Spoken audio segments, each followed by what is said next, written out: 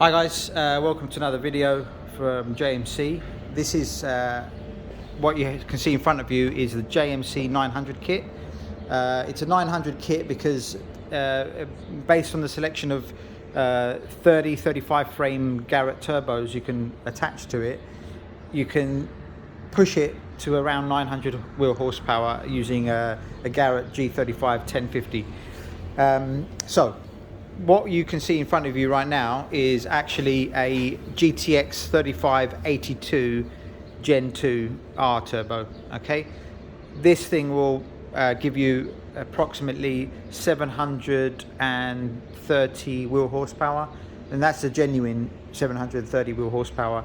Anyone running this turbo and claiming any higher than that, I take it with a grain of salt, because this can float about 80 pounds of air. So you're looking at around 850 crank. So anyway, I'll run you through what this kit is for anyone who's never seen this kit before. So what we have here is an equal length manifold. Each runner is equal length, as you can see from the design, and we've also got equal length secondaries. So everything, even the wastegates are positioned in pretty much the same position. So the pulses are going to escape from the wastegates in pretty much the same synchronization from the bank 1 and bank 2. What you can see on this example, this manifold is actually my manifold that's going on back onto my car. I've actually taken my whole car apart because we've developed two more kits. We've developed two big power kits, one of them being a V-band version, and now we're just finishing up the T4 twin scroll version. So there's a V-band single scroll, and then there's a T4 twin scroll version. So this one is the 900 kit. The other one I just spoke to you about is the JMC 1320 kit.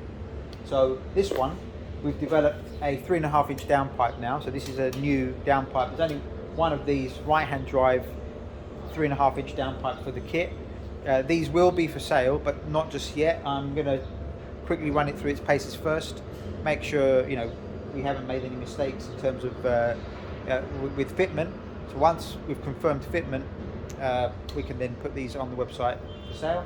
You can choose these with your kit if you're purchasing a kit.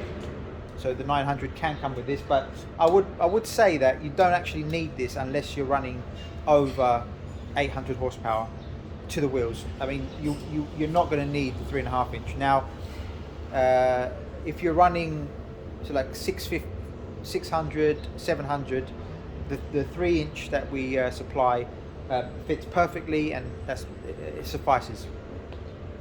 So a little bit about the kit. So we have, like I said, equal length. Everything is machined CNC in-house. These clamps, you can't buy them on the market. This is our design. We're the only ones that sell these clamps. This locks the three-piece manifold together, and there's zero exhaust leaks. There's no problem with fitment. Fitment is extremely precise. Everything's CNC machined as well. So the kit comes with everything that you're going to need to install it, except the turbo and the wastegates, because those things are probably more cost effective in your local market. The reason why we do that is we ship worldwide. Now if I'm buying a turbo and paying for shipping, I'm going to have to charge the customer that extra cost of shipping it to us and then shipping it to you. So we could drop ship it, but you know at that point you might as well deal directly with the supplier and have direct warranty cover with that turbo supplier. This is an original Garrett, but a Pulsar is also we've confirmed fitment very well. The first big power kit that we made, we used an original Garrett G42 1200 compact turbo.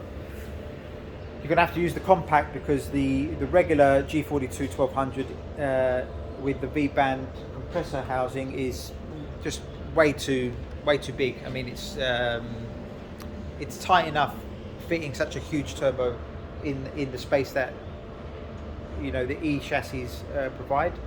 So the compact is sort of the largest one we'd recommend putting in there.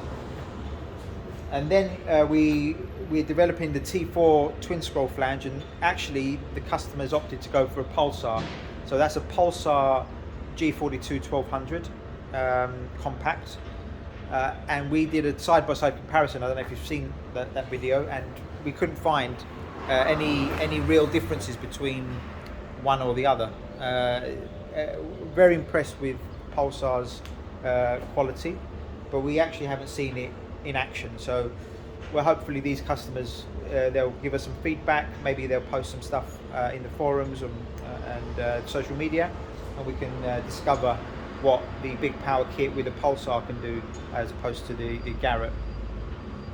So I'll run you through a little bit about this, some of the design features of this, and one of the big questions is why is our charge pipe routed this way. Now if I quickly pan around here, you'll see that there's the compressor housing. Now if I actually rotated this compressor housing to point down, it would crash into cylinder 1. The reason why we have positioned the turbo here is because, in our opinion, this kit is a street kit. It's for a street car. It's for a daily driver. We're running coolant through the turbo, just like the factory. We've got the coolant supply and return. We've got enough space to install a proper filter.